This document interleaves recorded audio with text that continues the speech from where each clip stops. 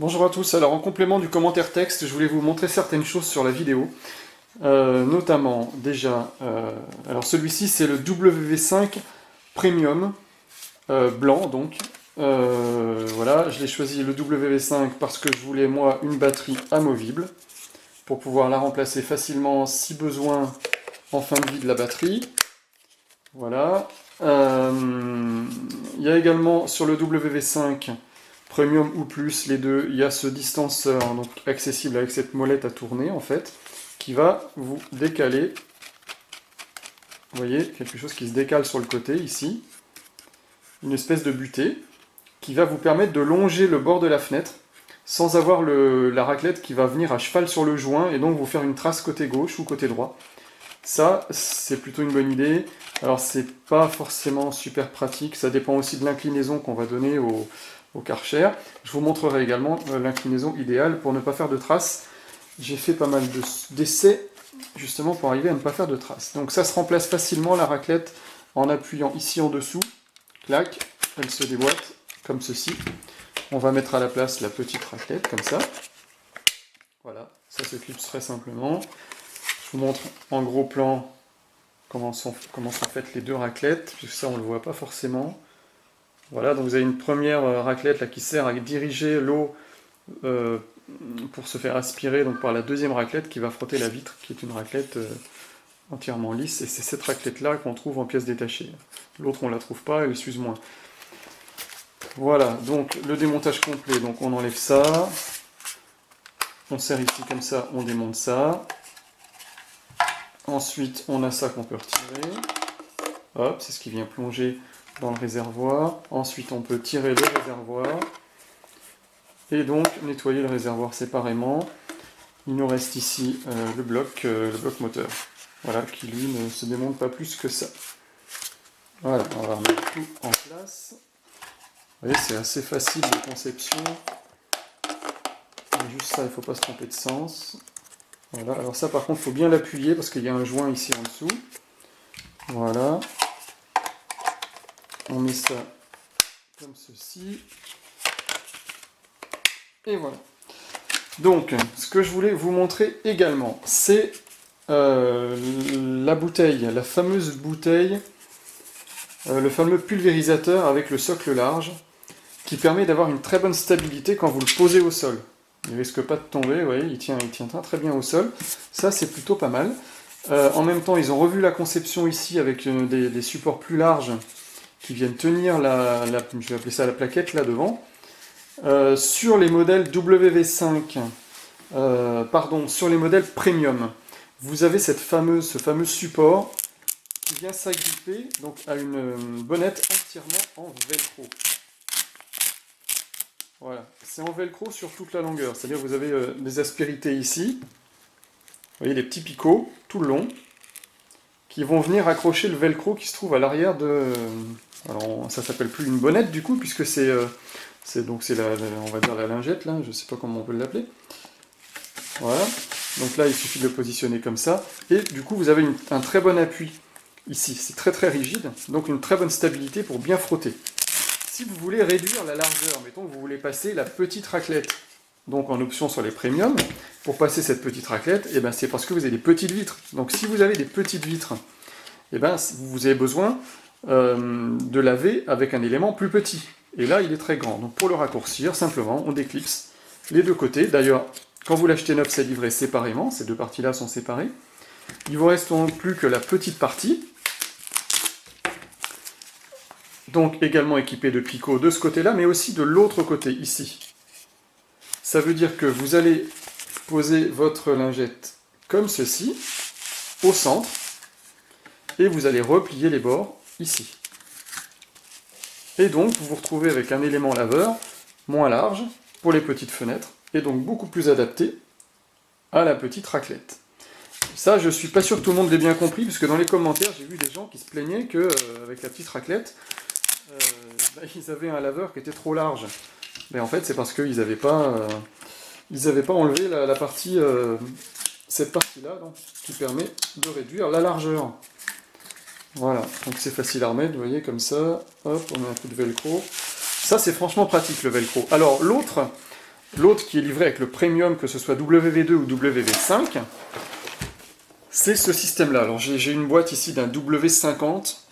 J'ai vu ça où? Voilà, c'est sur cette photo-là. Là, on voit donc la lingette laveuse, là, donc la bonnette. En fait, ça s'installe pardon, à la manière d'une chaussette. C'est que vous allez rentrer la partie noire du plastique dans un logement ici et le finir avec un petit velcro ici. Donc vous voyez que le plastique n'est pas très large, il est beaucoup moins large que sur le premium. Et donc vous avez moins de force, moins de stabilité. Voilà, c'est la différence entre la lingette plus et la lingette premium qui est celle que je vous ai montrée juste avant. Donc maintenant je vais vous expliquer au niveau des fenêtres comment éviter de faire des traces. Alors voilà, déjà je vais vous montrer comment on oriente la raclette quand vous allez passer sur votre vitre. Alors là j'ai fermé le volet parce qu'avec la lumière c'était pas très net. Donc là ma vitre elle est là, vous voyez, comme ça. Donc pour bien passer la raclette, pour éviter d'avoir des traces, il va falloir mettre la raclette quasiment perpendiculaire à la fenêtre, comme ça.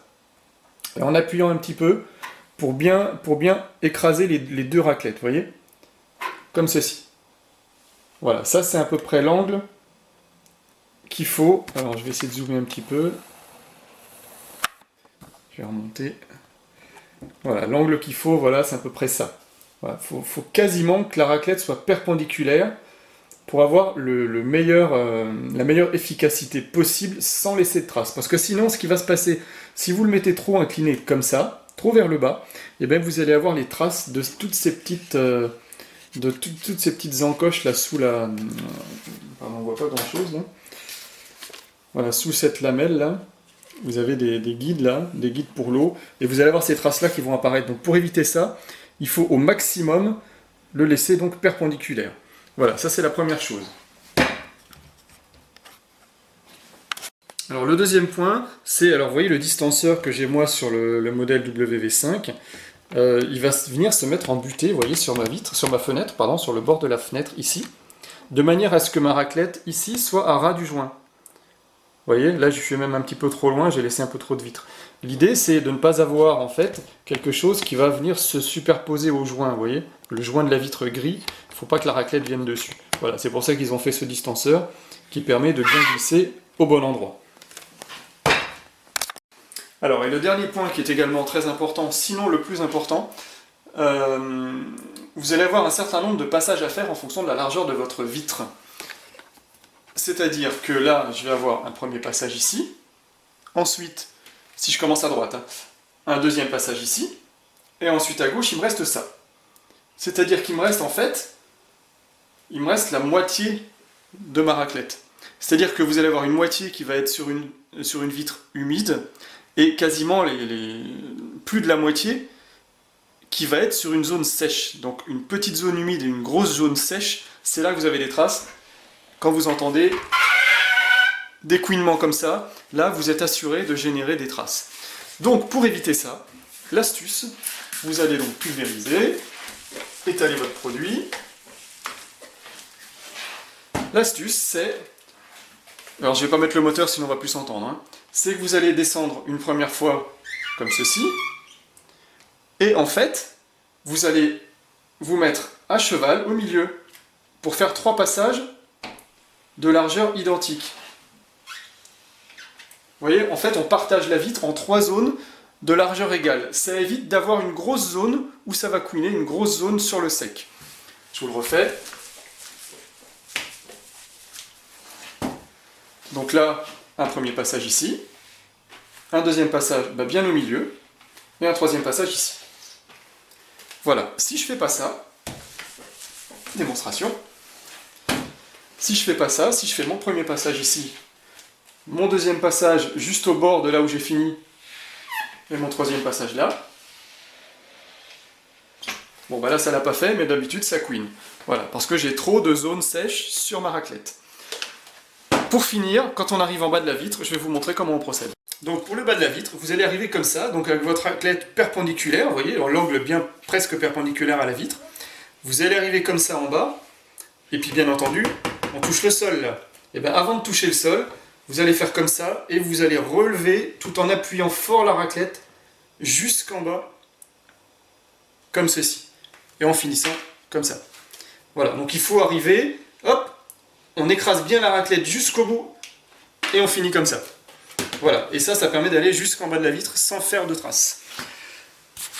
Voilà, c'est terminé pour cette présentation, ce mode d'emploi du Karcher vitre. Si vous avez des questions, n'hésitez pas à les poser dans les commentaires, j'y répondrai avec plaisir. Je vous dis à bientôt pour un prochain test.